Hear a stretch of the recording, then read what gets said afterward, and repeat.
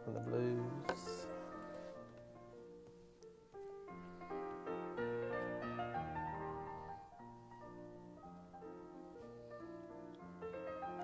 So we're live.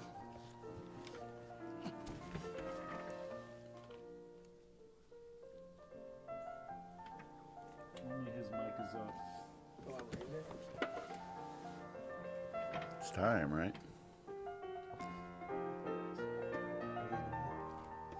I can write faster than I can read.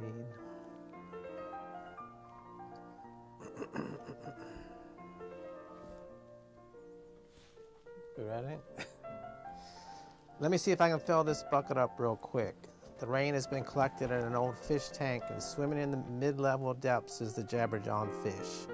Tonight we are celebrating the warmer weather and the bright skies that warm us all from the inside out. If you want to play along with the mystery part of the show tonight, be sure to write in and guess who had a hat on before the show, who did not have a hat on before the show, and who does have a hat on during the show. If you get all three correct, you are now a sponsor. Some typos. If you get all three correct, you are now a sponsor, and if we ever have Jawn hats made, you will get one. If you cheer loud enough, Steve will do 76 steps to reach a mile live on air. It's almost showtime. I need to powder my nose and slip into my girdle. See you on the flip side, trucker. Jawn. We got 2 songs and a bunch of books. It's how a career is built. Live! Yeah, nailed it.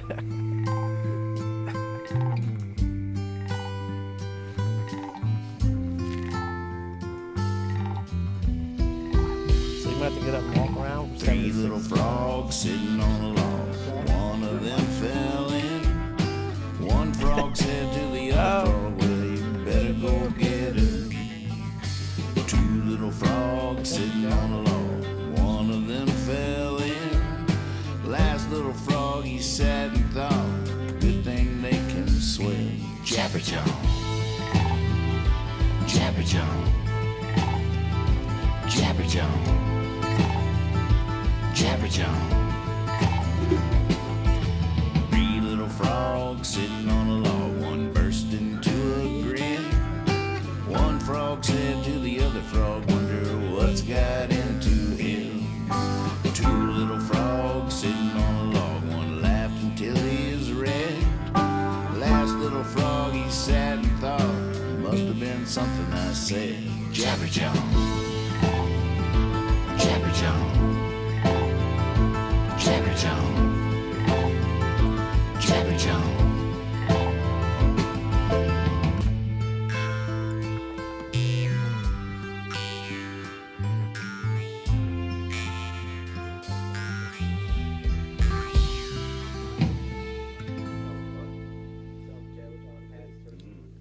Here we go, boys. Slip over there and grab my hat.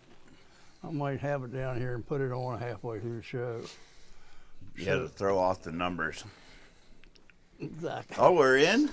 Holy moly. Sorry, I thought you heard me. Here we go, boys. I'm ready. I ain't scared. Welcome. We're not on yet. You haven't switched over to that scene. There it goes. Oh, really? We're off the rails already. Man, we are off the rails. Welcome, folks. You are watching Jawn. We are live. I'm Nathan Moore. I'm Kyle Hogg. And I'm Steve Moore. Welcome to the show. We always start with an arriving song and end with a leaving song. And tonight Nathan's gonna do it. Just to mix things up. Just keep on your toes. Been writing a lot lately. Here's one no one's ever heard before, except for Kethra.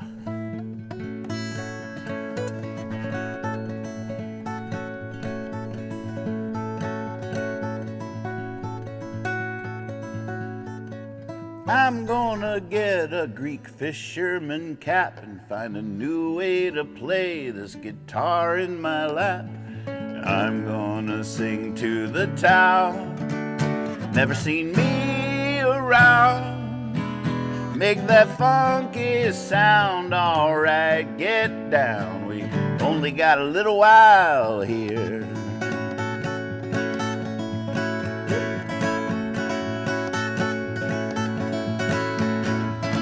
I'm gonna get a new moleskin and pen and write it all down like it's blowing in the wind. And I'll never bend, I'd rather break.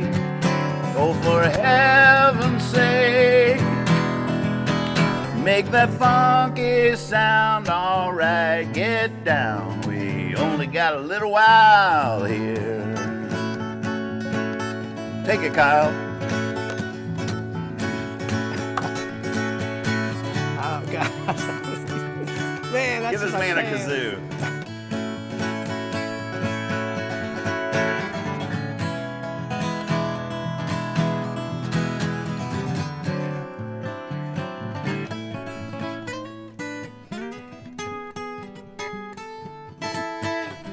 I'm off to catch the moonlight in jars as it drips from above and spills from the bars.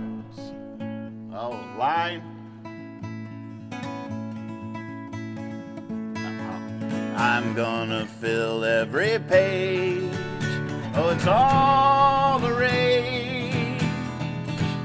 Make that funky sound, all right, get down. We only got a little while here. Yeah. Man, Yeah. I froze on air. What a You're good up. song. Oh, hey, babe. What's that?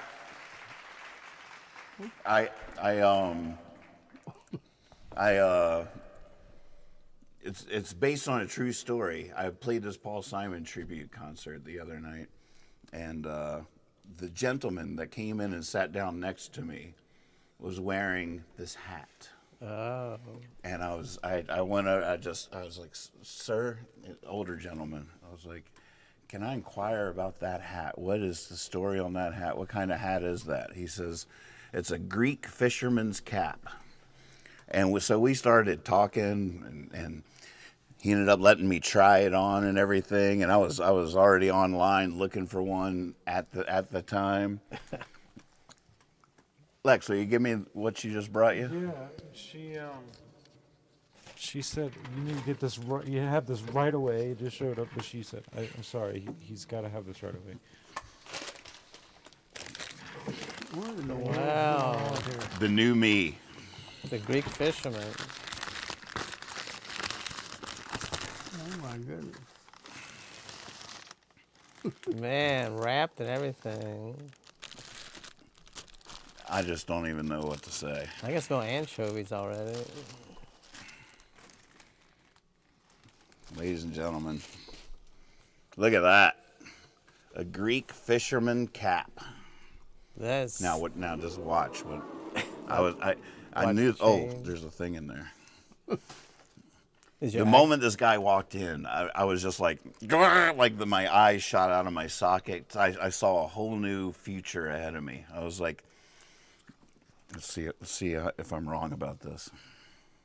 There you go. Wow. I might have to start smoking a pipe too. I don't know. There's no doubt in my mind. That I have to start smoking a pipe. Oh yeah. That's perfect. You gotta do a Burl Ives cover to end the show. One of those. What's a Greek fisherman pipe? That's the next thing I'm gonna have to Google. Yep. That's next coming up. Oh, Look at you. Yeah, I got you.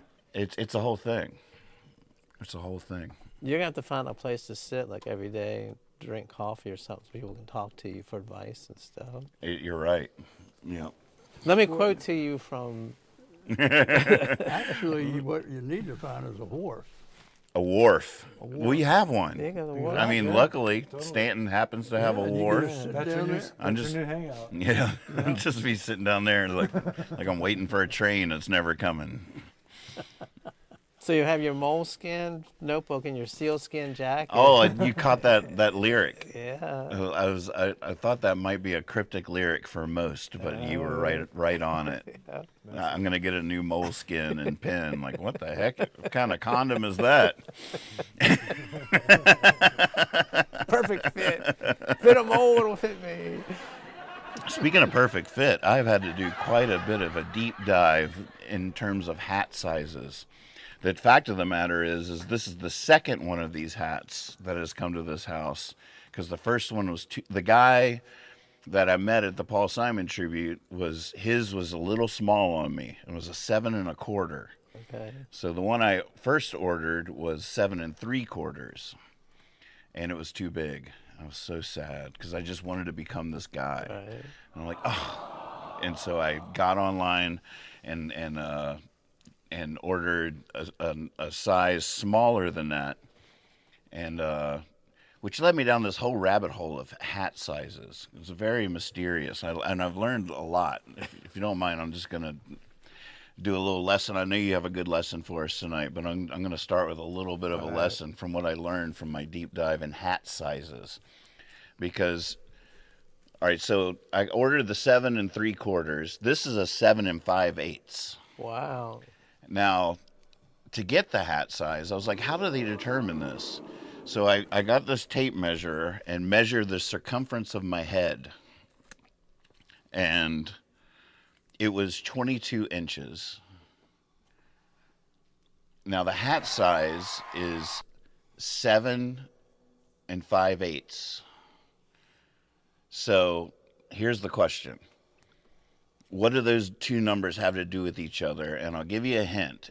If you divide 22 inches, which is my distance around, by 7 5/8, you'll get a familiar number. Any guess as to what that number is? This brought all this stuff back to me. What were the numbers? So you divide 22 inches by the hat size, which is 7 5/8. So 22 divided by 7 5/8 equals 3 point something. So it's 60. Yeah, you're 61. 3.14. yeah, Whoa. which is Pi. pi. Wow. Remember pi? It all came back to me. amazing. I'd completely forgotten. Nice. I got that- points. You got points, but I'd completely forgotten that's what pi is. Like I didn't. I was like, well, what else? No, it's all about getting the circumference from the diameter, or vice versa, of a circle. Pi r squared. So right. Brother Dave Gardner. What's Pi that? aren't. He'd say, they tell you out there that pi r square. Well, pi aren't square, pi are round. Brother Dave. Yeah, it was funny because I was just like in Chat GPT going, what? So the circumference of my head is 22 and the hat size is 7 5/8. Like, what do these numbers have to do with each other? Like, why is it That's so cool. confusing? And the next That's a thing you good know one. is like, well, pi. I like that. Yeah. It was a whole thing. Unfortunately, so- I do think You that wonder why they lost the E when they Oh, said yeah. pi. and I loved just thinking I'm with you because like it has nothing to do with it, but it is a circle and it is bisecting it. It is like pi, like you would think pi really actually had something to do with the origin of that term, because you're taking a circle and cutting slices out I of think it. pi is a Greek letter. isn't But it? pi is like exactly. That's the next little question I asked ChatGPT. I was like, well, why is pi called pi? And it's like it's the Greek alphabet. It has nothing to do with it. And nothing to do with it. with It's my just one of pie. those wonderful coincidences. With honey bunch. So can we figure out how big that guy's head was? So if you wanted to know your hat size, what would you do? You would measure your circumference. You want to know what your hat size is? But I want to know what the other guy's was. But if he was wearing a 7, It was a 7 1/4. So he had what? I need to take my glasses off. I don't think so. I wear my hats real low. So we'll go just above the ears and just above the eyebrows. 36 inches. I can't believe it. Oh, we have basically the same size head. You're a 24. Wow. So if you take 24 and divide it by pi, you will get your hat size. Hey Siri, what is 24 divided by pi, and give me the answer as a fraction? Wow. Do it now. 24 divided by pi can be expressed as the fraction frac 24 pi. This is an exact fraction. Oh my goodness. As is an Why? irrational She did wah wah wah. Siri, I tell you what, ever since Siri has gone over to Apple Intelligence, she is way dumber. The new update that Apple has rolled out that is supposed to make Siri exponentially stronger has dumbed her way down. It's palpably worse answers since the latest update. That one. Like what oligarchs own that one? The Apple. Apple. I mean, but who's behind Apple? Anybody we know? Well, who is it now? I don't. It was Steve Jobs back in the day, but he's dead now. Tim Cook. Tim Cook. Okay, so he's not known. Like a lot of people are getting off Facebook for who does. That's Zuckerberg. Zuckerberg, because of the way he. Yeah. Okay. What did I say you were? 24. What do you think Zuckerberg's head size is with his new hairdo? He's like a 32, I think. That hairdo he's got going on there. Yeah, he's definitely gone up. Do you feel the least bit superior now that you know you have a bigger head than he does? Man, no. I mean, it's obvious your brain is a larger brain. My brain is swollen and inflamed. You think there's other variables than brain capacity? There are other organs up there? I've got much more water in there. What hat size is a head that is 24 inches in circumference? Me trying to get it to divide by pi and not knowing that we're talking hats here, it was giving me like unusable information. Why don't you just do the math with 3.14? So, what? Just ask her to divide Well, 24 by 3.14. Well, I need it as a fraction to get an actual hat size from it. That's where it got hung Give me the up. decimal, I can make up a fraction. This Maybe what you should do when you're wearing this is just sit down there and tell people what their hat size would be. They'll come in. There's Nathan right there. So figure out what my hat size would be. Oh, this feels big on me. Yeah, I actually ordered a 7.5 because it felt just a little too. My hair is all messed up. I'm self-conscious. It's comfortable though. But It's got a nice fit, nice yeah, feel the thing to is it. like it jiggles a little Yeah. bit, but it doesn't come off when I tilt upside down. And one that's a little bit small. I don't know. I've been obsessing with hat sizes. Now what? So I've ordered. So my new one is actually coming Wednesday. So I have to leave this stupid tag. I still can't become this guy. I'm still not really this guy. I'm still just. Is it Minnie Pearl? Is that her name? With Had the the tag, tag dangling off of her hat. No, if that was leather, would it be like a Marlon Brando biker hat? Maybe it's close. It's definitely close. Are you gonna put like? That's just a similar cut, though. It wouldn't have all this bling and this little strap. That's all Greek fisherman cap. I feel like they all have this little strap across. You gonna put like a hook or something in it, a fish hook? Right. Yeah, I don't know what would make this conducive to fishing, or if it has actually any utilitarian thing in terms of. But did you find out what the guy was doing in port while he was here? He actually was from Virginia Beach, I believe, and had come for a weekend of music to Harrisonburg, Virginia. There was a something involving the Red Wing guys, the Steel Wheels, the band that puts on the Red Wing Music Festival. wow. They were doing a winter mini version of their festival with several bands, and he and his wife had come over for that, and one of the promoters had bought tickets to the tribute but couldn't make it, so he gave it to them, and the couple came, and luckily he sat down right next to Kether and I, and he was wearing this hat, and my whole new life began right at that moment. I knew the moment I saw him, I was like, I need that hat. And we became fast friends. It was just like, he was telling me all about his hat and then letting me try it on, and I was already searching it online and stuff. It was a whole thing. And then it showed up. The first one came, and it was definitely too big, so it was very devastating.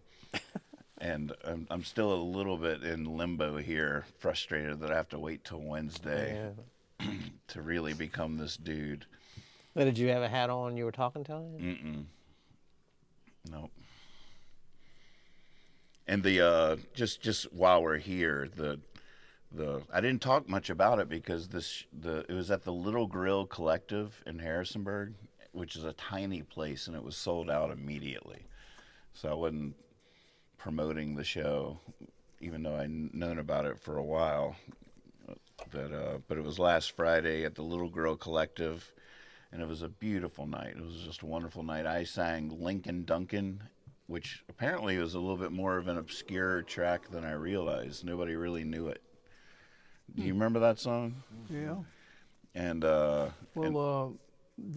there a video of it? just clips. There's a couple on Facebook, but just like there's like 30 seconds of me singing Lincoln Duncan. I also did Sound of Silence, which was a bit off a little bit more than I could chew on that one. I think it's such a known variable, but it was really fun to learn it.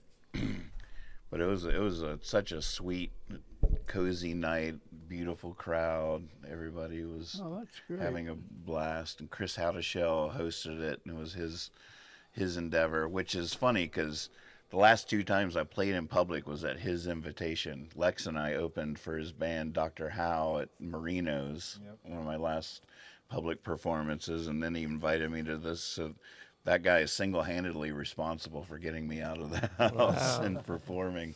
Good for him. It was, I tell you what, though, I wasn't all that happy with my performance. I didn't mess it up or anything, but I definitely realized that playing for people in real life through a PA system is not what I've been practicing. I've been practicing so much, I felt so ready, and then I got up there, and it was almost like I'd been practicing with a tennis racket and someone gave me a baseball bat, and I was just like up there swinging in very unfamiliar waters. So it was actually a little surreal for me to hear my voice coming out of a PA system and stuff. It was almost like an out of body experience. Wow. I was just like, that's what I sound like. Like, I don't know. It was like Who's singing behind me? it was like that. It was a little trippy, and I was not in my comfort zone. So I ended up feeling a little deflated because I felt like I was just going to hit it out of the park because I'm so well practiced at the moment, but that's not what I've been practicing. Exactly. It's very interesting. That's interesting. Be kind of like taking batting practice and then facing live pitching. It's exactly right. Oh yeah. That's a great analogy. Totally different ball game. Let me know if you need to know your hat size. Yeah, I appreciate that. Yeah. We went to how can I get the restaurant? What's the restaurant down past Redbeard? Down here? What is it called? Latin Soul. Is that what it's called? Are you thinking of the new Mediterranean place? It's in the old down there, but where the The Latin bistro? Soul, I think. You're Latin thinking. Soul. Is that what it is? Yeah. Yeah, Latin Soul. Crucible. Yeah, we went there last week, and the radio was playing Spanish music. And I hear this beautiful voice singing. And I'm like, where's that voice? I mean, it didn't sound like it was with the radio. And I looked, and it was the bartender just singing away. And, I looked at her and smiled, and I thought she was like, look away, like, oh, embarrassed. She just smiled back at me. I was like, man, keep on singing. You sound so good. That's great. Was she singing along to another singer, or was it like an instrumental No, thing? she was singing along with another. But the music was sort of faint. But then all of a sudden I could just hear a voice, and I was like, man, the stereo's going weird or something. Then I looked around, and I see her just standing there. I'm looking at her smiling. She looks back, smiles back at me, just keeps on going. I always think about my friend Felicia, who has just beautiful voice. And I remember having this revelation when we were younger, and one night she was singing, and when she sang, she could just look right at you and just like give you her gift. Oh yeah.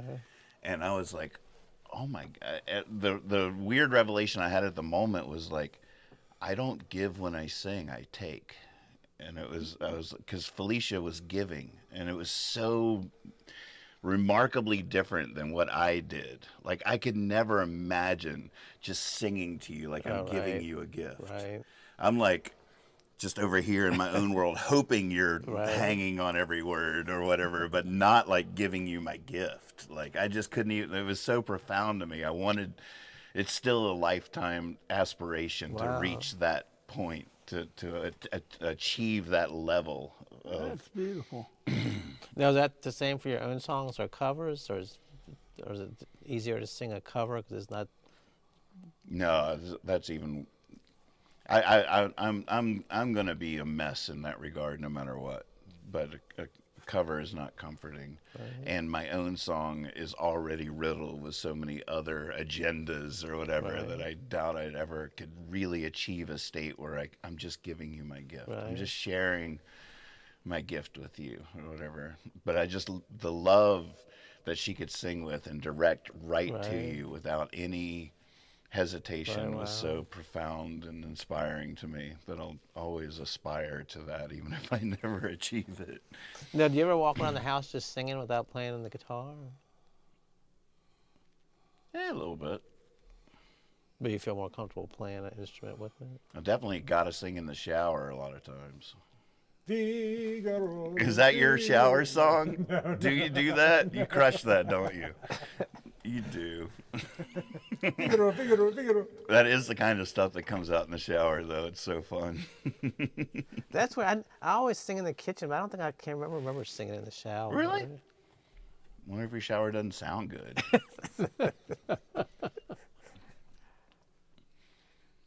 It's interesting because not only is it a time when you're alone and you got the sound of running water, but most bathrooms are tile, which creates those reflections of your voice that we have like gear over here to simulate what they call reverb. But you get into like a church or like any of those spaces where there's reflections of your voice coming back, it's so intoxicating to sing with and just hitting a button over there. Like he puts a little reverb on my voice when I sing, and it gives it that little quality. You're doing it right now. But yeah, that's fascinating stuff. Now, do you sing? No. That was a quick no. Tell them about the game you've been playing at night. I was just thinking when you get reverbed, I get unverbed. Unverbed. Yeah, they start pulling plugs. Sorry. Just hanging up We're going to cloth stop. blankets, Stop. just dampening. We'll get back to you. What's your game? What were you talking On the about? way over here, we were talking about sleep habits, and he's been getting up middle of the night. And I asked him, does he read or watch TV? And tell him what the game you play. Well, I was saying that, you know, we had a lot of with this cold spell and being old, not going out, and you got to come up with ways to entertain yourself. So I came up with a new game. I actually can elaborate a little bit more. So I just go to the where they have the music thing on the TV, and I hit 430. And that's the classic 50s and 60s song. He hits 420, really, but he calls it 430. 420 is easy listening. I don't do that unless I'm asleep. But so what I'm play a game. It's like I'm training for Jeopardy.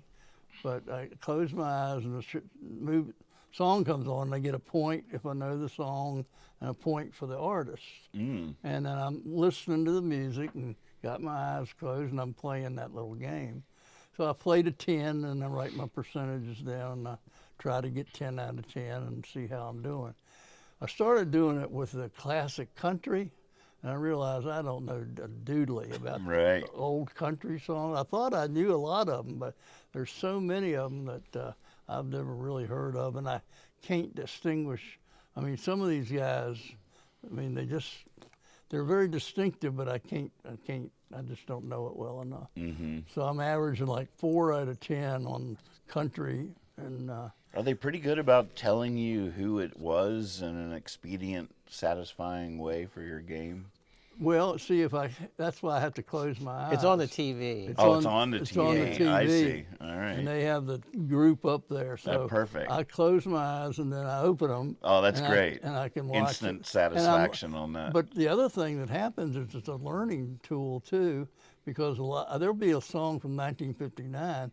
Well, I thought I knew every song from 1959, you know, and there'll be a song come up and I've never even heard it before. Wow. It's fascinating. That is fascinating. It's like you want to deep dive what is going on there. So that's what we were talking about, making up games. And like I was talking about how different things I do to keep my mind active. And like Wordle, and like there's a whole bunch of us out there that play Wordle, and then there's right after Wordle there's this little it's a alphabet thing where they give you the letters. You know what I'm talking about? I can't remember the name of it. I lost the name of it, but you just try to make words from certain letters, and you get points, and you can get. And I don't play any of them to the point where I'm programmed in and keep my score.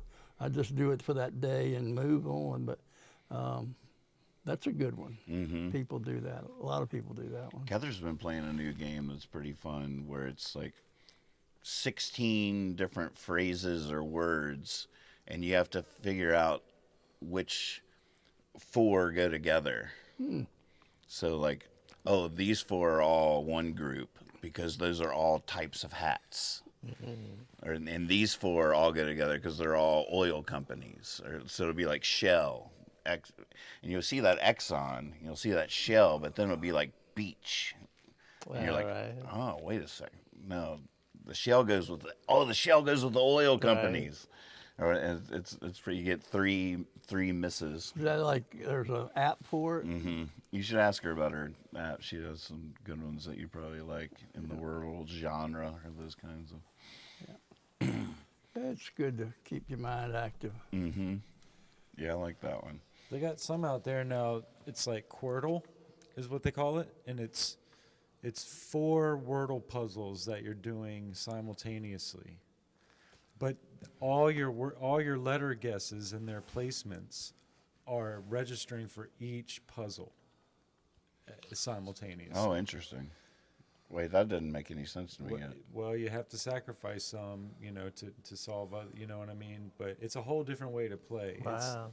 It's a good brain bender. Do you do it? I do it sometimes. Quardle. It's a little frustrating for me to do it on a regular basis, but but it's a challenge. It's a challenge. Quirtle. It's Wordle with a Q at the front of it. Yeah. Okay. QW. Weren't you doing one that was like geography? Oh yeah, Worldle. So it's the word world, but Worldle. It's hard to say, but it gives you the silhouette shape of a country. Oh my gosh. In the world, and then as you guess, it will tell you how far away, like how close you are. It's almost like you're getting warmer, you're getting colder kind of thing, but it actually gives you in what direction the country is in from your guess and the distance. Oh my gosh. So Are you good at that? So you can start to approximate your guess a little bit more with each guess.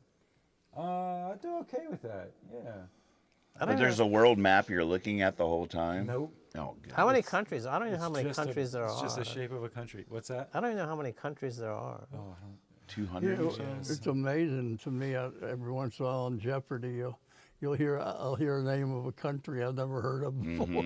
Like, where have I been? What are these people doing over there? Right. It's probably nice there. If you've never heard of it, I bet it's pretty nice. I bet it is. So how do you do with that? Do you know geography pretty well? I don't. I just kind of guess, and a lot of times if it's just I think I get lucky sometimes. But I do know a lot of countries in Africa, like the names of them, and just keeping up with the news. I know a lot of the countries in the Middle East. So he's going to know them all in here before long. So you can kind of guess somewhere central on the globe, and then you can go from there if you just want to start shotgunning answers, But yeah, it's fun. It's a fun, different challenge, I think I'd have a hard time doing the United States. Right. And some of them, Even just filling out all the states. You get an empty U.S. map, and you have to put in all the states in there. Like, it's a little bit harder than you think it should be. It is. But some are a little easier than others, I think, or at least you can start to wrap your head around areas. Like Japan is kind of like an island, So, or down in the South Pacific, like Southern Asia, like Singapore, Malaysia, and all that kind of stuff. They get very broken up, so you can start kind of guessing when it looks like an island, Is it just one, or you got to do 4, or it's just one country? Just one. You get like 6 guesses, so Gosh. it's fun. I'll send some links around in our chat. We got an epic text group chat, by the way, folks. Sorry you're not on it. The Johns. You had some announcements. Yes, I do, and I want to make sure we get that done. First of all, one priority is I want to wish my grandson Elliot a happy birthday. Oh, when's his birthday? Yesterday. Oh, really? I didn't even know that.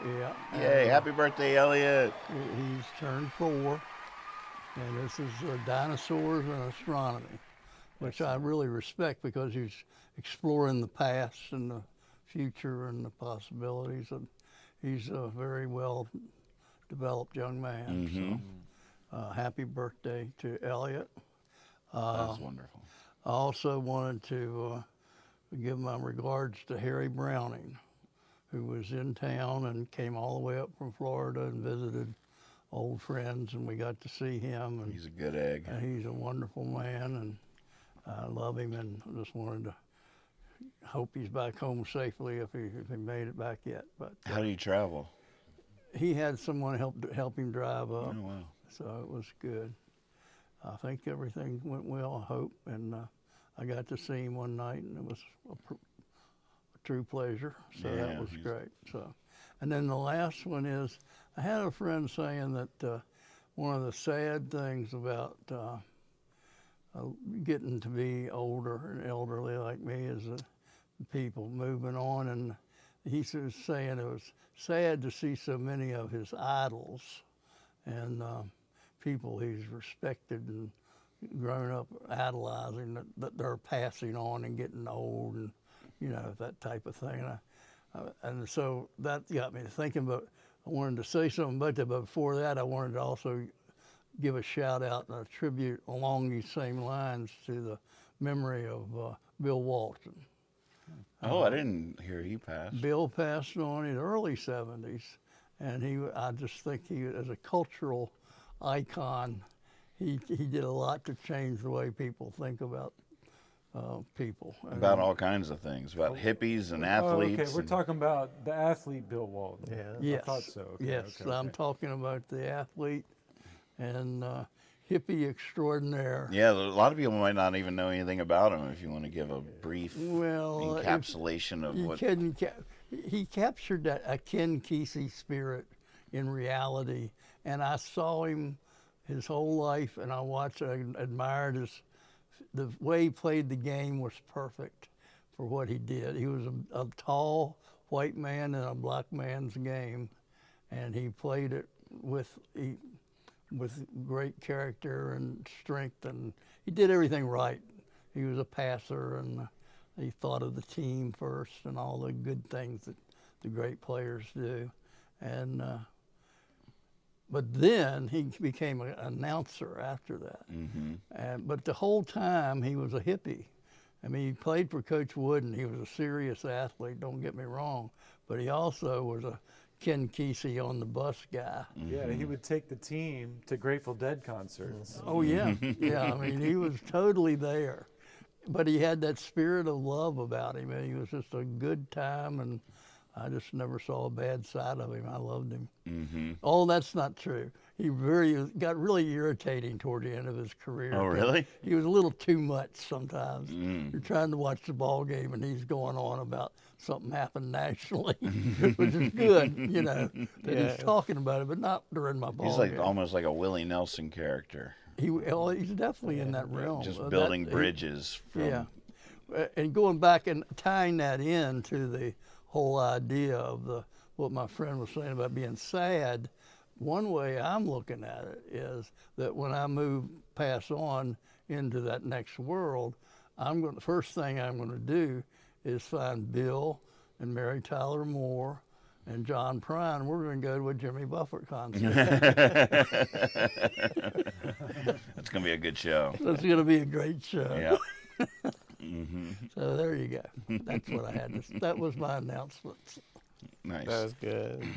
You have any announcements?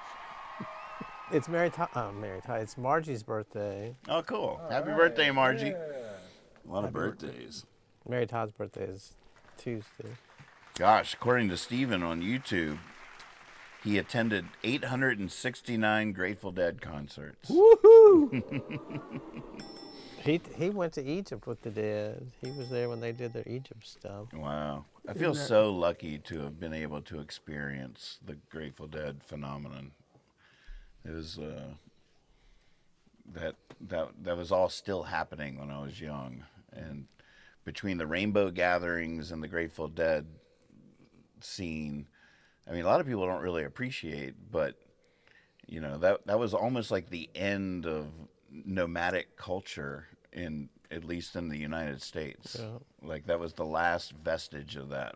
There's always been a rich history of nomadic cultures, whether it's gypsies or different versions of it. But I've always had a affinity to nomadic cultures, hobos, and always sort of related to it. But there's always been a certain segment of the population that didn't want to live in one place, and they would all get together and just stay on the move. And through that kind of living was a whole lifestyle and art and language and all this stuff that came from that those nomadic cultures. And I had such an affinity for it. But if I hadn't been exposed to it at that young age, it doesn't really exist anymore. Right.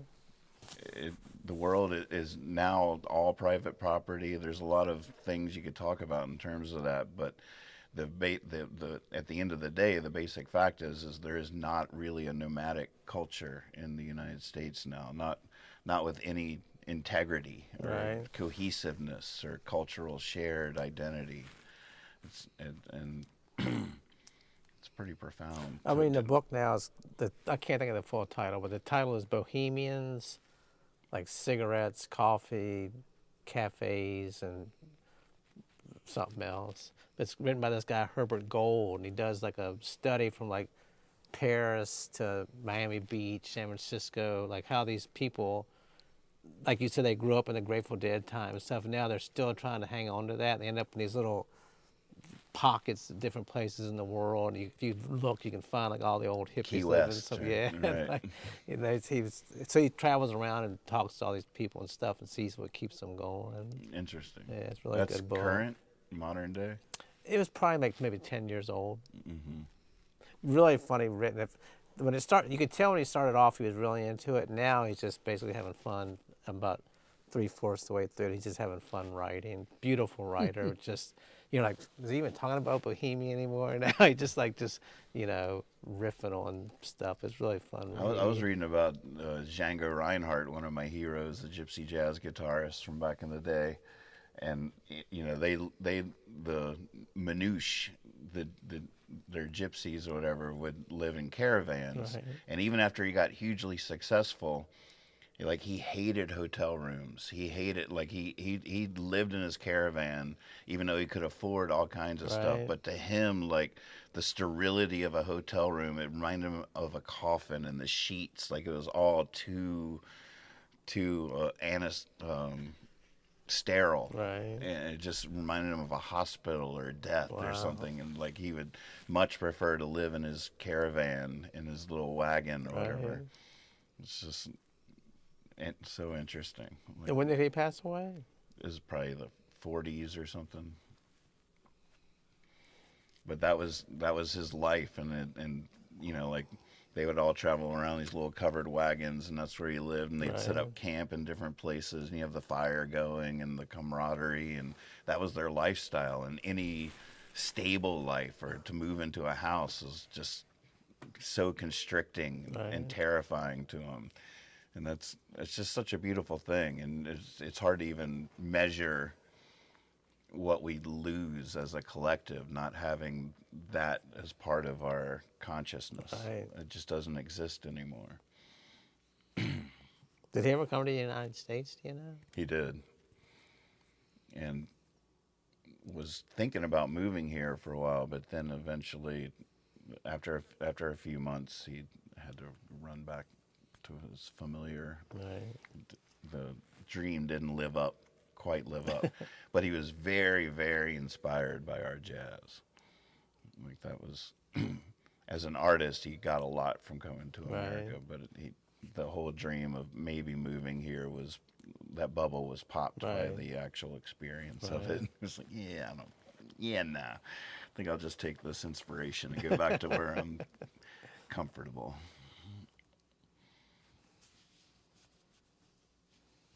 I am seeing the chats, by the way, in here. I'll try to keep an eye on it. Good to see everybody out there. Welcome to the show. Oh, Saul loves my hat, right? It's a whole thing. Now, if you had that hat during the Grateful Dead during your youth, would you have worn that hat to a show? Oh, if I had this hat when I was, it's almost like a whole parallel universe of the life I could have lived. What I could have done with my life if I had this Somewhere hat. out there in the universe is that me that lived that life. Maybe that hat's the answer to what you're looking for, to sing directly towards people. Oh, maybe it is. You're gonna start squirming. I'm gonna make you uncomfortable. I'm just gonna be looking you right in the eyes and crooning. There was some, I remember, I don't know why this. It would make me uncomfortable. Yeah, it's gonna be awkward. It will be really freaky. God, now I can't think of the song. When I was in high school, we were at somebody's basement just carrying on, and we were singing songs, like daring each other to sing certain songs. And this one guy had a girlfriend. I was like, he liked her, but the rest of us were like, oh, she's just a little, we didn't really like her that much. But anyway, she was all right. She hung out with us. But anyway, she loved to sing, and she got, my best friend at the time, she got into him and got right, like he was in a chair like this, and she just got right, leaned into him and started singing. And the look on his face, was like you said, it was like, he was looking at us like, God, somebody just clubbed her over the head with a table leg or something, you know, so uncomfortable. And the rest of us were just like trying not to laugh. We're like, oh my God. And we thought she was going to do it for like just like 30 seconds or something, sing the whole song to him. It was one of the most uncomfortable I've ever seen a human's look of my entire life. It's like, you know, just sitting there. Like, she could have made like people like spies, you know, just give all the secrets. Like, stop her. I'll tell you what it is. Stop. Well, the water torture didn't work. What do we do now? I know we don't normally like to do this. Bring her out. Bring her in. Is there any memory of what the song was? It's Just the two of us. it's Pat Benatar. What was Pat Benatar's big song? Ooh. Oh, I can't think of it. It was sort of like a love song, or Love is a battlefield. I think it was that. It was.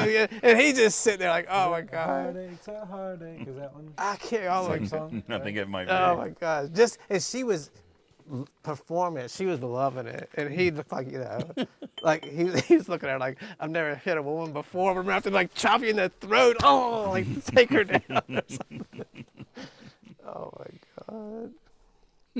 I remember she came to visit us in Richmond one time, and you know, back at that point, Richmond had a lot of homeless people. And she was smoking a cigarette, and some homeless guy, some bum type guy came and said, "Can I have a cigarette?"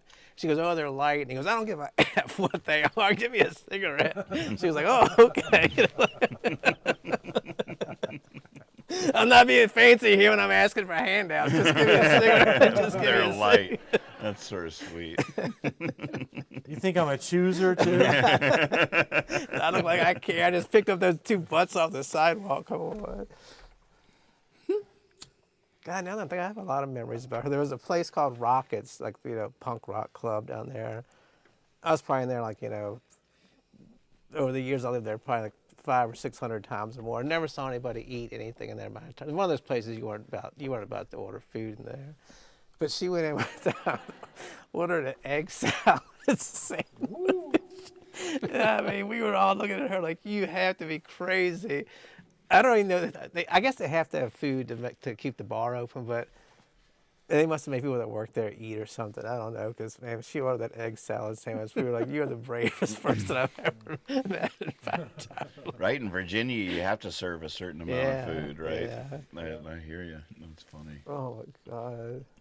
Well, hopefully they didn't make it in-house. Hopefully they had to open a fresh tub of it or Hopefully something. they sent somebody to the restaurant Yeah, somewhere someone's got to else. run up the sheets and grab an egg sandwich. Yeah. You know, one thing Hey, pick me up some cigarettes, too. one one cultural dynamic I was reminded of earlier is that punks hated hippies. Oh yeah. Tell me about that. What insight can you give me there? Because I think it was just feel the an new, affinity to the both new, groups. I guess it was the new versus the old. Counterculture wise, because they're both counterculture. You'd think they would. I guess the hippies and the dead and them all seemed pretty peaceful and chill. And I think it's the punks wanted to be Wanted to break stuff, yeah. tear the system Yeah. down. Knows. Even though when the hippies started, they were the same way. You know, they were not as outwardly hippies violent, were- but they wanted to peacefully protest. And I mean, they were for more change than the punks were. The punks just wanted to The punks weren't really like a social justice break a car window or something. Right. What would you say the politics of the punks? I mean, because some were definitely political. Oh yeah, there was a lot of good, but there was a lot of just. I guess hippies were more weed and drug oriented, sort of chilling them out, and punks were a lot of drinking, violence, and Right. yeah, leather and fat. Mad. Matt, right. They're mad. But a lot of them, I mean, all the punks, a lot of them were mad. A lot of them were just normal people. That was just the thing they were into. They wouldn't hurt a fly, They were, Right. Just think of the dancing of a punk scene. Mosh They're pit. just a lot more violent than a hippie. But that was a joyful thing to be in that pit. Right. mean- that's the misnomer is how gentle they actually were in the thrust Right. of that aggression. There's also an etiquette and Because I remember being knocked down. You'd think people would trample you. The next thing you know, somebody's picking you up from behind. Get up, you all right? And helping you go around and stuff.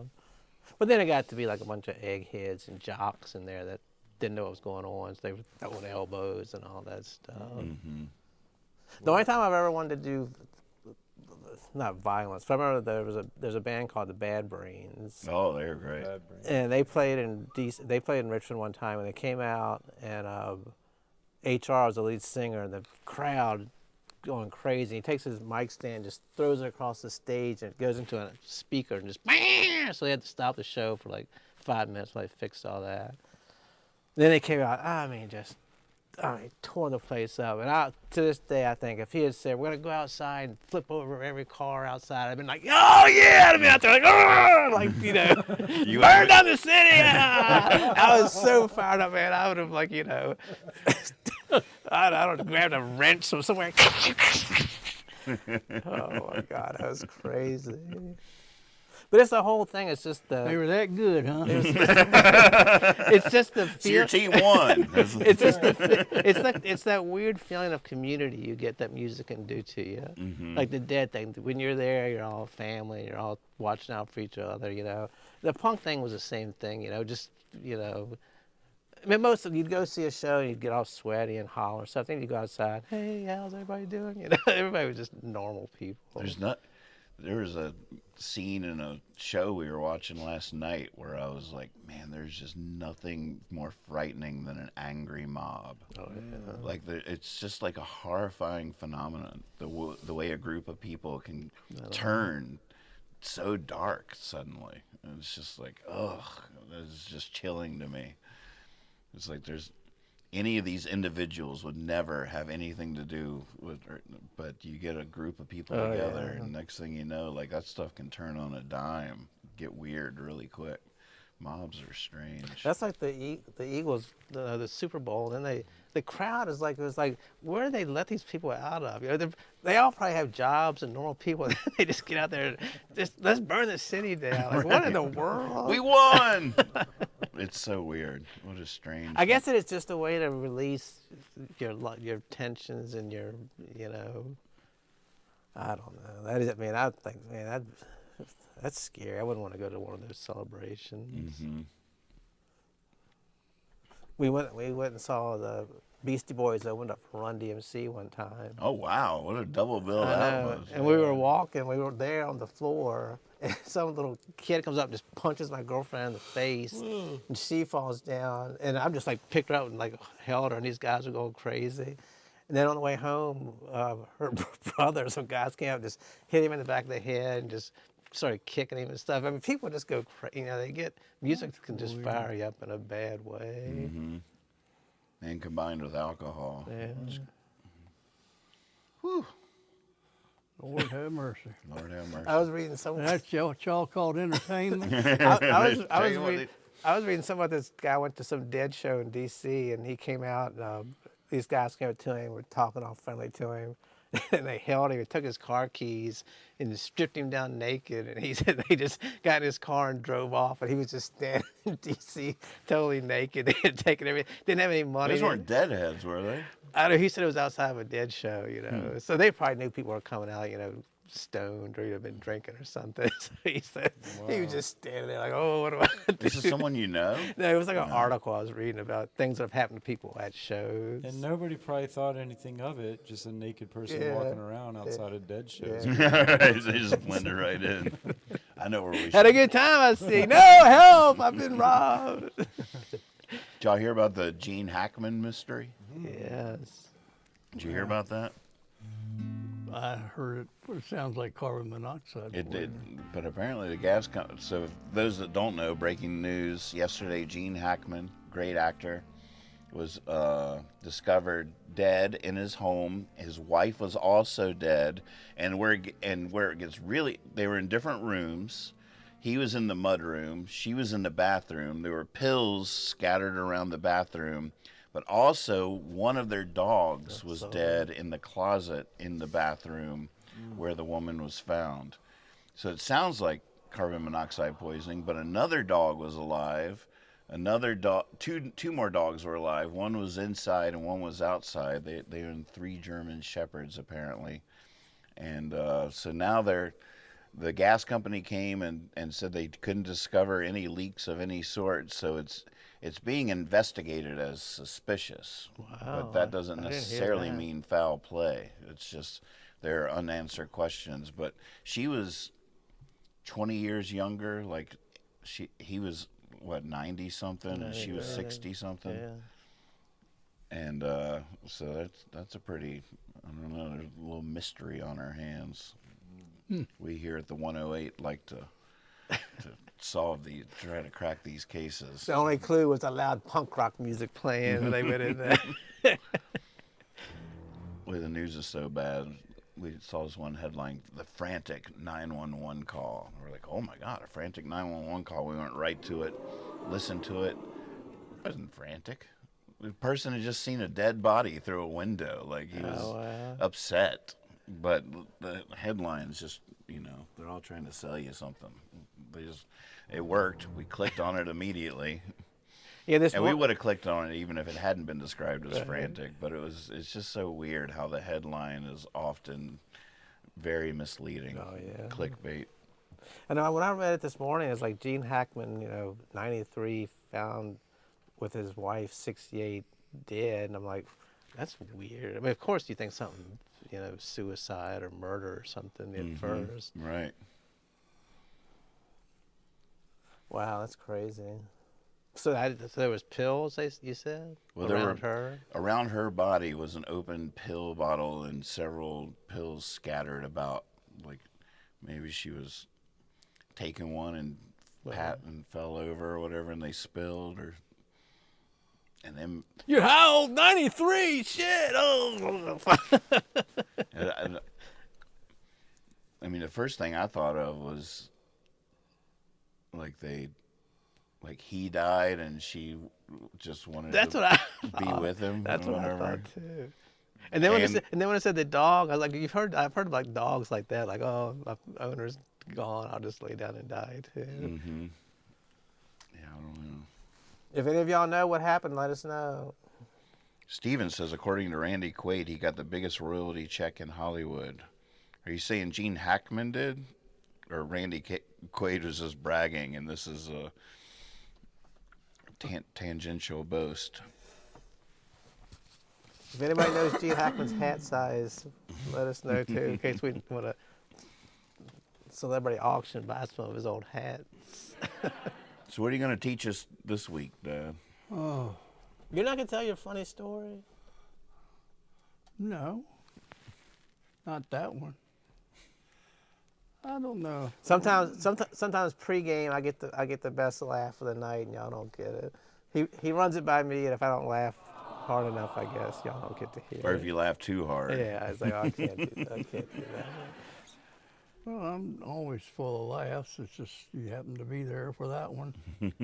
Yeah, I'm not sure how the energy to do the whole thing. I could give it a little start, but y'all are doing pretty good by yourself. I feel like we. Today he got quite a show. He comes over to my house before we go over there, and I have to wear a diabetic pod, which gives me insulin. So it was on my arm and it ran out of insulin. So I took my shirt off, threw that somewhere, and took the pod off. And I was gonna put a new one on, and I was putting it on my leg. So I had my pants down. I'm sitting in my living room with my shirt off, my pants down. I hear the door opening, and it's him coming in. He said, "What are you doing?" And I said, "I don't have any pants on. Be careful." When he comes in, he's like, well, "What are you doing?" And I'm just sitting there like putting this thing on my leg. He's like, "Oh, it looks like you have it under control. I'll just sit down over here." Click here to hear the frantic 911 call.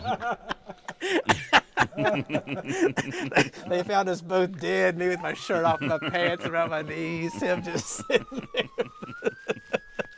there. But I put all my clothes back on for the show, so y'all are good to go. Are you wearing it now? Mm-hmm. On your arm, or it's on your leg? Down here now, yeah. I'm sorry you had to see that. Are you okay? I'm going to be all right. I mean, it's not something you get over quickly. Right. But Takes time to heal. I'll be all right. All right. Yeah, I watched them hogs being butchered. I can handle that. But I didn't mean that like that. No. That was kind of a shock to my system. Well, what I was the lesson I had for today, you have to go back and watch the first lesson, which I hope we'll compile these. So this is lesson number 2, and so I'll start it, and we'll see how far we want to go with it. All right, let's do this. But the question today, we're going to switch over. Last time we were talking about matter and mass and volume, and now if we have that, we're moving Density. on. In other words, we're building on that. But you don't have to remember any of that, because I don't. But so tonight we're going to talk about the difference between heat and temperature. Ooh, Man.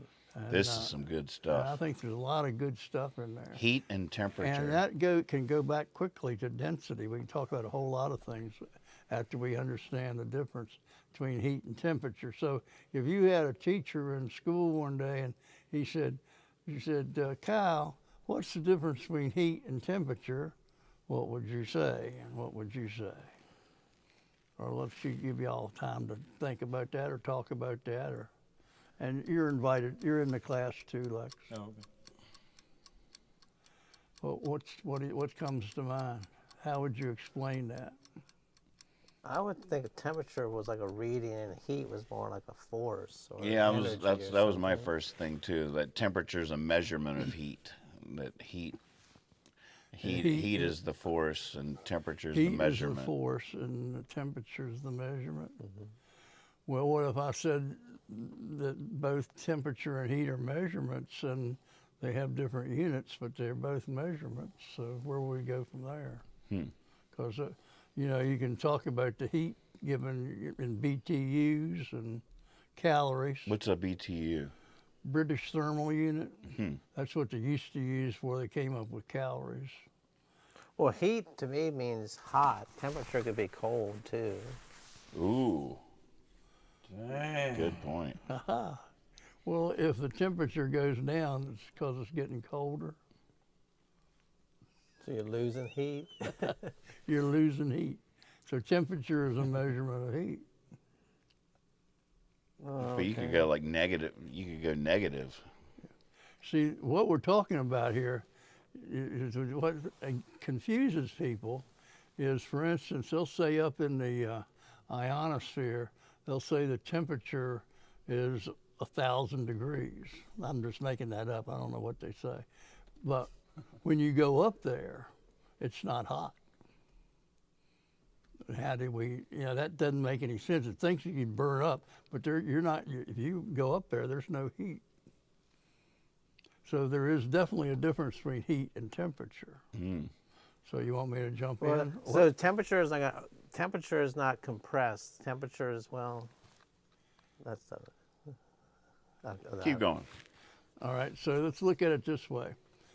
And go back to what you said. What did you say about heat? Was what? Heat was the phenomenon. All right.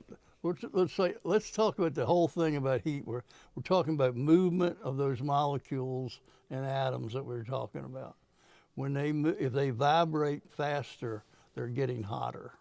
Right. So we can look at heat as a force. It's an amount of energy. It's a measurement of energy. So matter and energy. Energy is the movement of matter. So if we want to talk about energy today, we're talking about moving a molecule. And if it absorbs energy, it moves faster or vibrates faster. It has a tendency to want to go somewhere because it's got energy to do it. So it's bumping into all the others, and it passes it on, and that's called conduction. So if you add a heat source to this piece of metal over here, this guy vibrates, he hits that guy, and they all vibrate, so it conducts the heat through it. So heat, if you look at heat, Whereas wood, even though it burns quicker, doesn't conduct the heat. Because of the air pockets in between all that. There's no way for it to travel through carbon. For metals, the metal ions, the electrons just jump over. So dense. But also because metals are close together, they vibrate, and that's the heat. The electricity makes it an electrical conductor, and the vibration makes it a heat conductor. So the skillet gets hotter, you can hold the skillet for a while. So so the heat is a measurement of the total movement or the total energy of movement in a system. And let's call our system a big box here and put atoms in there and fill it up with, well, not fill it up, but put atoms in there. And let's imagine like they're ping pong balls. So you have a big box, you cover it over, and you got ping pong balls, and you heat it just like those lottery things when they pop the ball up. So you got that image. So the more you heat it, the more the vibrations, the more the volume. So now you're looking at heat. So what is temperature? Temperature, you're exactly right. It's a measurement of the average motion of the molecules in the system. So again, if you go back up into outer space, up there, not into outer space, but up into the thermosphere, where it's a high temperature, but because you're up in the atmosphere, the molecules have moved so far apart, there's so much distance between the particles that in other words, when you get hot, when you touch something, it's because the heat's flowing out of it into you.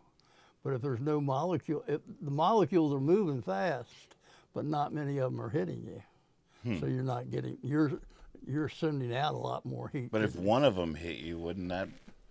It could, not one of them, it'd take more than one of them at a time to produce enough heat.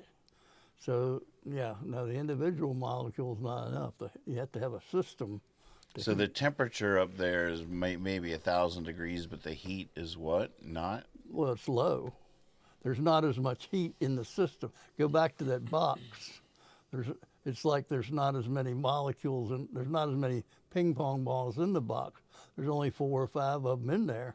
So they're hitting you really fast, but they're still not hitting you very often. So you're still not getting hot totally like you would be. So the more things that are in there. One of the things that once you see heat that way and temperature that way, you can go back to the molecules and atoms from the lesson 1 and talk about density. And that's where you can get into a lot of interesting things when you combine the two, like heating your house. So you think about when you heat the house, you want to start your heat at the bottom. So it's all the density. In other words, the cooler the molecules, the closer they come together, and they're going to sink because they're more dense. So if you heat the molecules and they move apart, they rise, and that's why people say heat rises. But they don't really understand what is rising. What does that mean? But the molecules that are moving faster are going to move further apart, and so they can go further apart. So that's why. But then it does rise, right? It does. Heat does rise, but it's because the molecules. In other words, the molecules get further apart. They're getting away from the heat source. They're going to cool, and then come back around, and you get a convection cell. So the heat flows around in a current because of the density and the heating and the unequal heating. Where if you heated it at the top of the room, the heat would just hover up here and slowly work its way down, so it wouldn't get that convection going. It would take longer to heat it up. And it wouldn't work as well because your feet would still be cold. Makes sense. So there's a hot cell or a cold cell. Is there a difference in, I don't know if you can weigh them, but is there density or anything? Well, if you combine it, like if you have that box closed and you heat it up, it's not going to change the density. But if you open the box, those molecules are going to escape because they've got more energy to fly apart. So they're going to leave. So if you heat it, it becomes less dense, and you lose particles. So it's a difference between a closed system and an open system.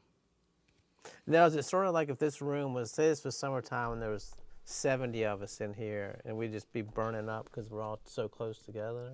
If it was, the temperature wouldn't really, would the temperature rise? Oh, that probably had nothing to do with it.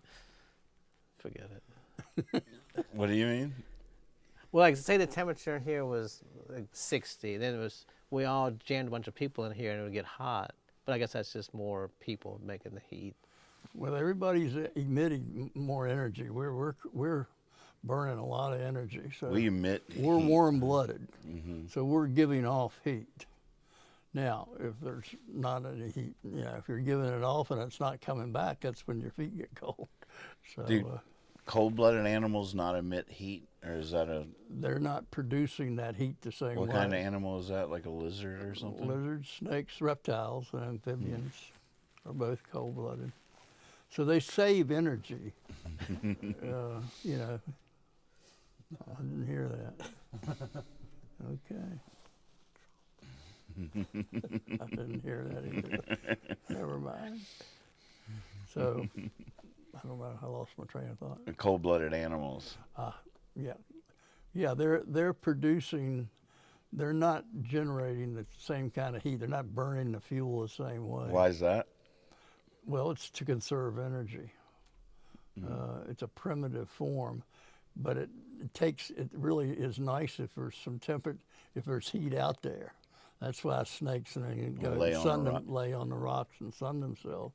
So they have to find a heat source. What is it about their makeup that makes them not produce heat? I guess it's just the way their heart and circulatory system works as much as anything. And it just doesn't have the So that requires a lot less effort on the circulatory system? it burns a lot less calories, so they can get by on less food. So let's. You just said a word I wanted to get into the conversation. Calories. How's that related to? Calories are a measurement of heat. So when you talk about 100 calories in your drink, you're talking about burning 100 calories of heat. So if you burn 2,500 calories a day like a man does, then if you eat more than the food intake, if you're a calorie counter, you're counting the amount of heat you can get out of the food. Because some foods don't have many calories in them because they're just roughage and they go right through your system. But others are actually burned, and the cells make things out of it and use it for energy. And it's actually heat? It's what happened. Like you measure the calories by burning something in a calorimeter.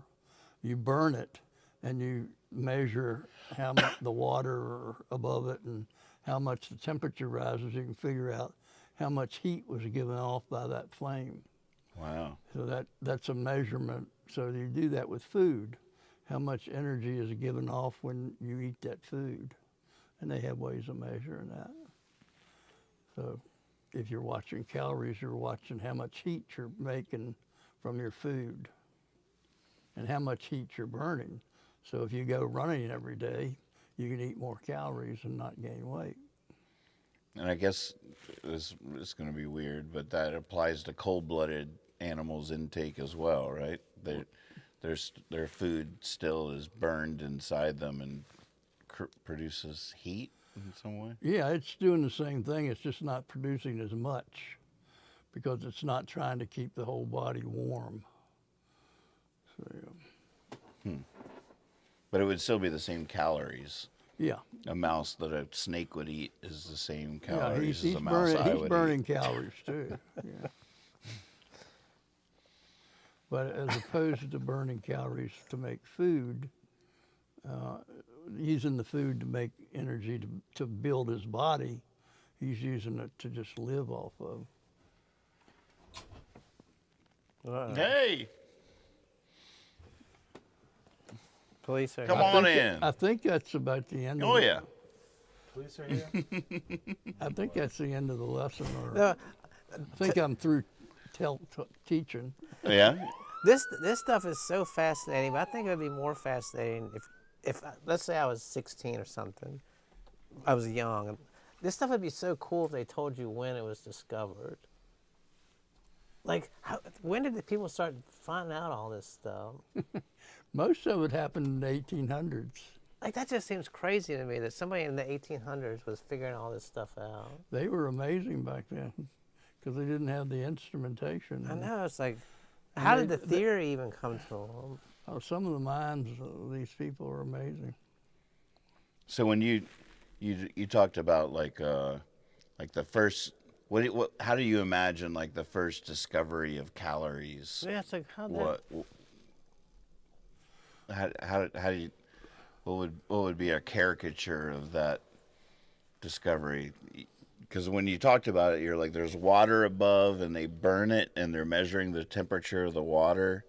So the flame is a certain temperature, and then you introduce a food into the flame, and there's a difference now? Well, you're really talking about how you measure things, and I guess the invention of the thermometer.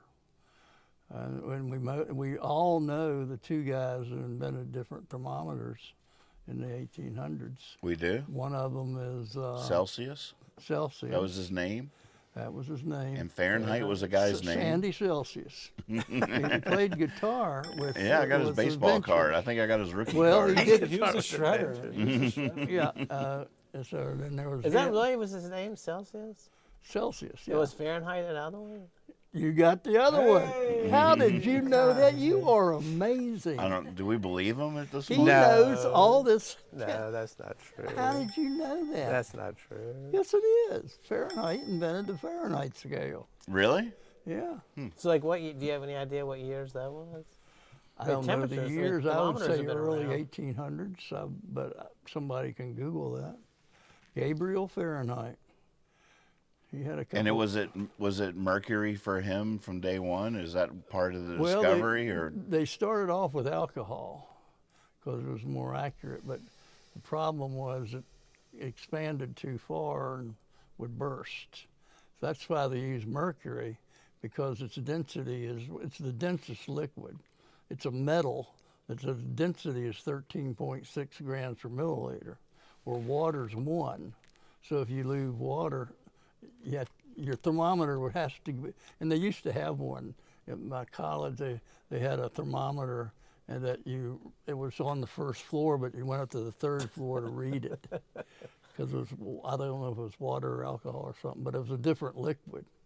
So finally, the thermometer really took off when they just used mercury, and that's how you got the so scale. any liquid would work to a certain extent? Yeah, in other words, you've got the liquid in a confined space, and just like we were talking about, when you heat it, the molecules move and vibrate and take up more space. So then there's capillary motion where they climb up the side, and they have the energy to do that. So the hotter things get, the more they go up. Wow. Now, so the big one on the third floor and the mercury one and the water one, it was the same amount of heat that would make them both? Yeah, if you had a mercury thermometer, you'd read it. It's Right. only 760 it's going to be right down there where you can see it. But to read the same temperature of water, because it's only 1 gram per milliliter, it's going to shoot right up through there. Oh my gosh. Yeah. But they used alcohol. They have alcohol thermometers. Yeah, what are those thermometers that you see that have, it's like a long cylinder about like that long, and then inside it are different cylinders with different color liquids. Yeah, in different each orbs. one. They're like Yeah, orbs, right? and they're inside, and they move independently to tell you the temperature, I guess, is how They that. could. Have you seen these? Do you know know what what he's I'm talking talking about? I They're like little glass balls on the inside that each have a different kind of liquid in them, I guess. Okay, well that goes back to the density thing, because when they expand, they get lighter, so they would rise higher. So that's the mass and the volume changing. So then That's how, fascinating. I've never used one, but I wonder how it tells you the temperature then, the ones that remain afloat. Yeah, like you read like the top 2 highest ones or Yeah, something like that. Right. Now, Because each one has like a little thing on it that this is like 70 or 60, and I guess that all things being equal, I don't know, it's still Yeah, it fascinating. is So there's fascinating. Well, different. they have different materials inside, Yeah. so whatever they have in there has a different density, so it's going to float at a different level. So like you're saying that But what would make it would have to be hotter for some to react, whereas some would react at a lower heat. is that right? Exactly, yeah. What would inspire that in a substance that it would react at a lower heat? Well, they're not really reacting. It's a question of how many of them would move. So it's a question of density. If you put the gas in there and fill it up with gas, some gases are going to have more molecules in there because they're bigger or smaller molecules. So every gas has so many molecules that will accumulate at a different temperature. So then when you put it in there, if it cools down, then those molecules go closer together and it becomes more dense and they sink. So are they diluting whatever is in those orbs, you think? No, they don't have to. It's the temperature. It's not the orb that's changing. It's the temperature of the water or the medium that they're in. So that's changing, and they're just reacting to that. Oh, That's crazy. that's crazy. That's what makes sense to me. I'm not sure I'm right. now is the reason they went to mercury because people hated going to the doctor and having a 3-story thing put in their mouth? Or worse. Well, I didn't even think mouth at all. No. You haven't been to the hospital. You haven't been to you haven't been to the same doctor I go. All right. We've come a long ways. Let's just say it, put it like that. We've come a long ways. So how does that thing work now? They just rub it over your forehead like 2 times and it tells your temperature. It's just the way. It's called magic. Yeah, really. They left me That's in just the an dark. evolution of when your mom used to put her hand on your forehead. Well, They just have elaborated on that concept. She could feel your warmth. It's got to be something that's some new gadget that's measuring heat, though, right? Oh, I would, in some way, heat or temperature. Right. So wait, so to summarize, what's the difference between heat and temperature? Or you want to say, Kyle? Or? No, I want an expert to say. Well, do you want me to tell you? Or Yeah, I do. I'd say that heat is a concept of the total energy in a system, the total amount of kinetic energy or energy of motion in a system, whereas temperature is a measurement of the average motion of the molecules in the system. Now, that might not make any sense. I hope it does. So there's going to be 2 different different numbers? Yeah, because you're using different units. The temperature is going to be measured in degrees on a scale because you're measuring how far, and calories is measuring with heat's measured with calories, or British thermal units, or kilocalories, or whatever you use. But so you have different units, so you're going to have different numbers. So if somebody tells you the heat, they would say it's like 100 calories or something. That's Right. wow. How much So heat? me being a system, what's the difference between my heat and my temperature? Well, the heat, the temperature is the average motion of the molecules that you have in your whole body. And some of them are moving faster than others because some are busy doing stuff. But the total amount of energy in that whole body is the heat concept. It's not the measurement of one molecule. It's so the more molecules you have, the more heat you have. And the more motion you have, the more heat you have. So it's kind of like heat has two variables and temperature only has one.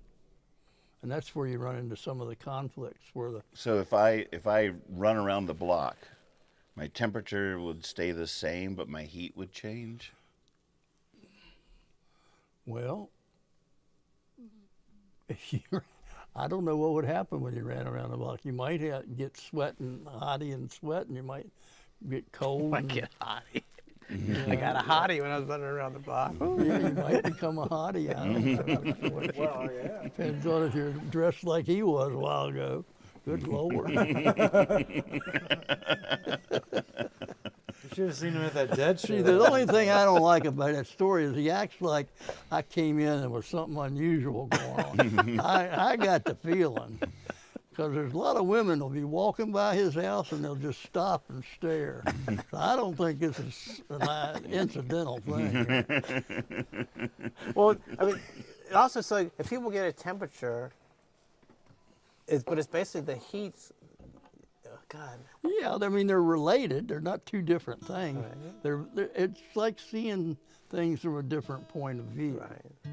as my friend All right. Bobby would I say. know we're out of time, but so when you get sick and your body temperature increases, like those are molecules?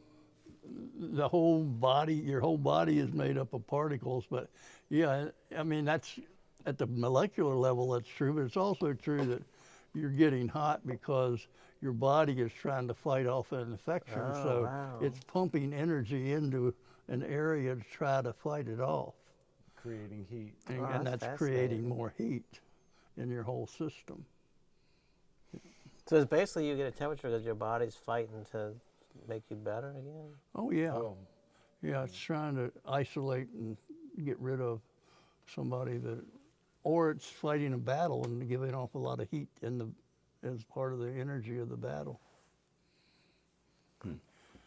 So that sounds like a good thing, but you don't want to get too hot, right?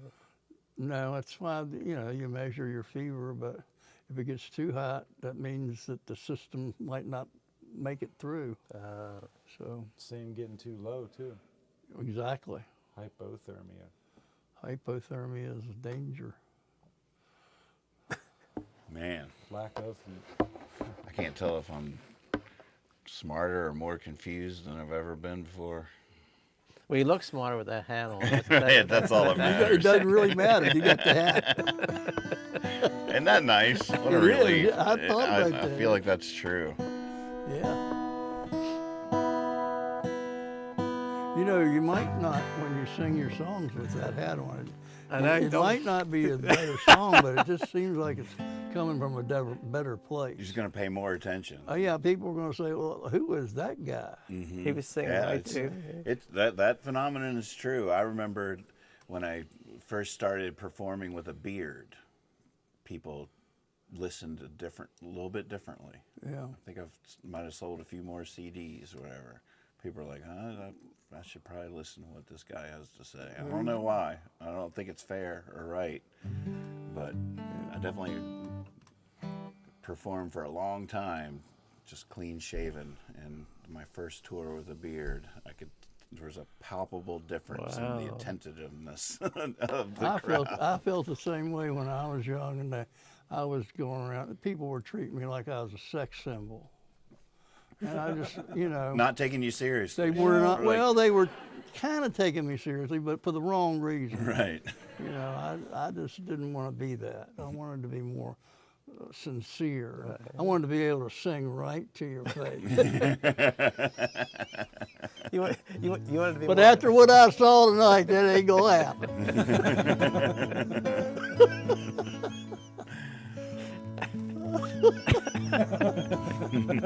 I don't know how you go about a leaving thought to that. Yeah, I'm a little confused. I've gone through 3 different ones since I picked up my guitar. I'm sorry. Now I still have no I'm idea. gonna shut up. Do you have a request? Oh, I did. I did that one the other night. Well, you did that, the pony one I told you about. Mm-hmm. You did that one. What was one I heard the other night that I didn't know?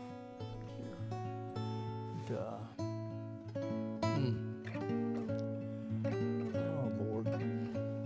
Lex will have one.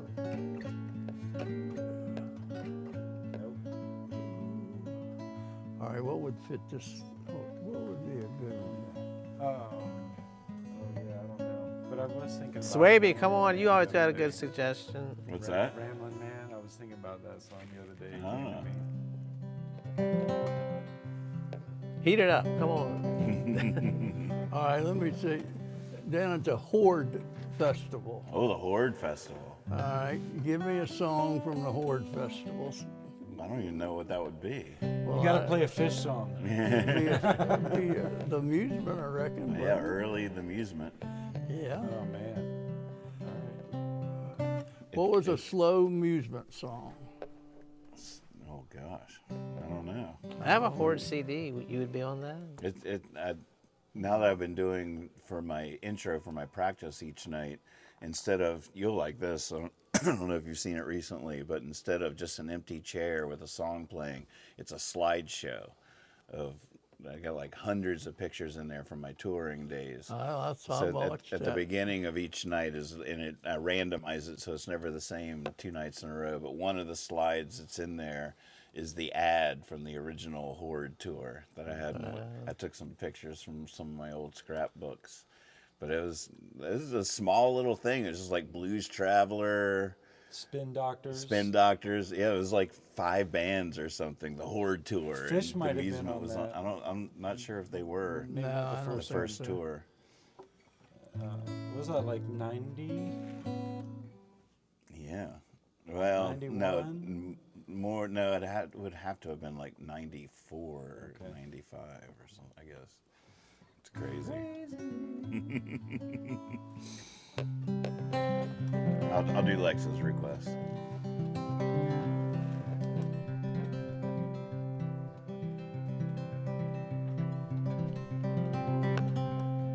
This isn't an illness.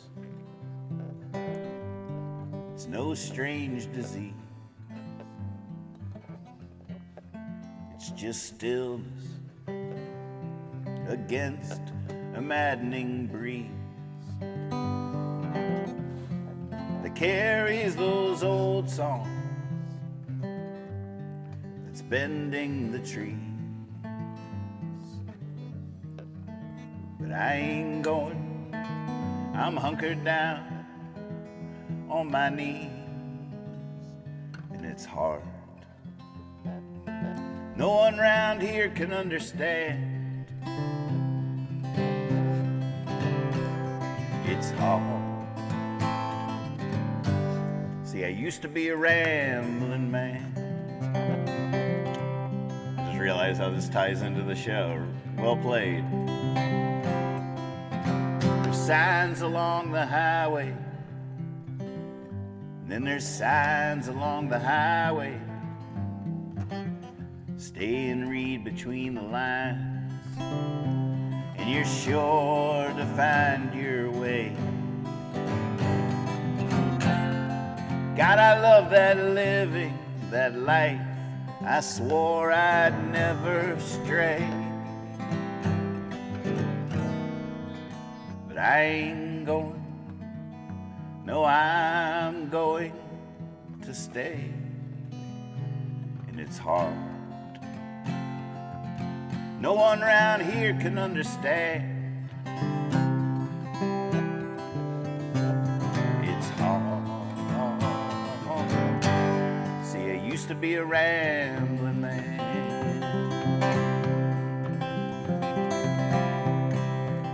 Take it, Kyle.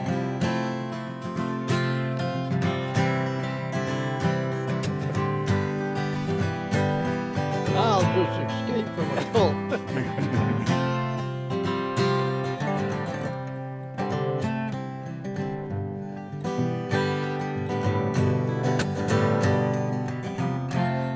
When you don't know where you're going or how you're getting there, you just won't believe the magic that rises right out of thin air. And it's hard to find that in an old rocking chair. But I ain't going. Now I'm a really good stop for those that dare. It's hard. No one round here can understand. It's hard. See, I used to be a rambling man.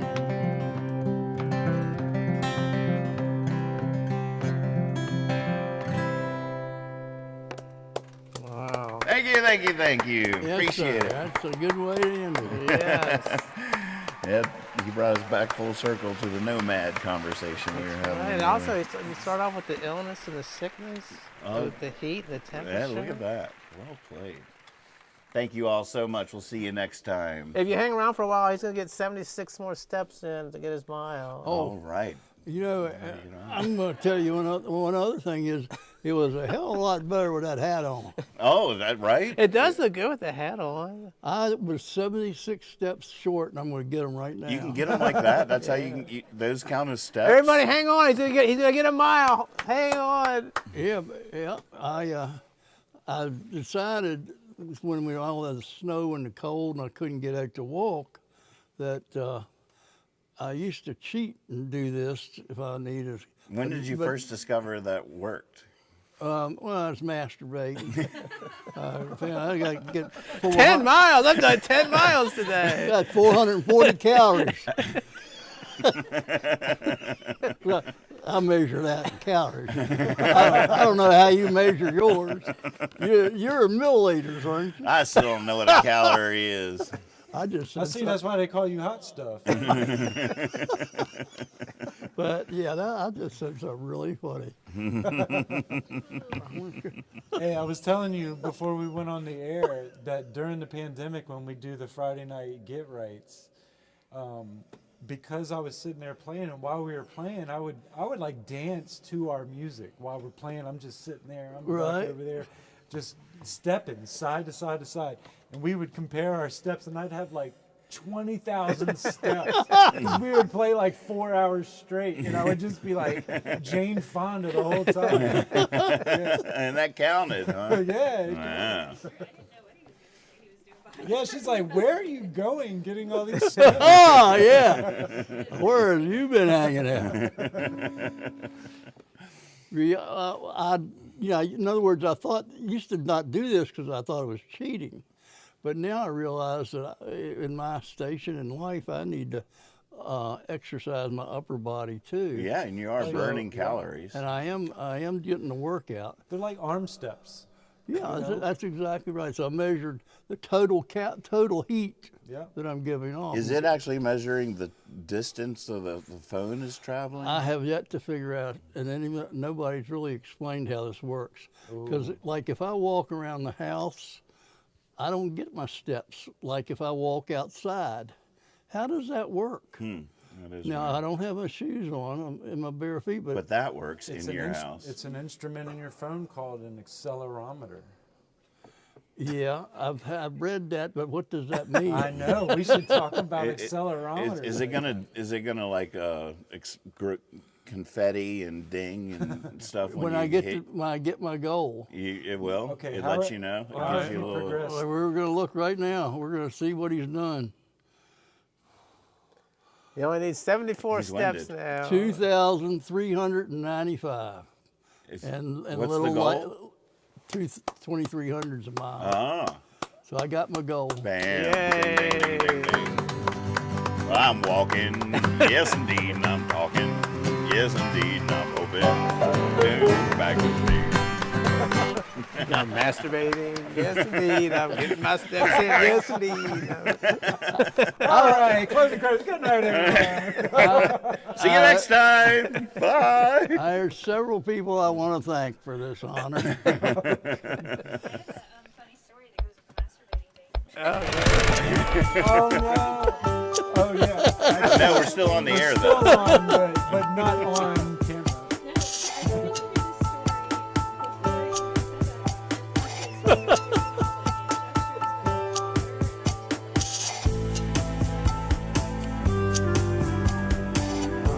Goodness.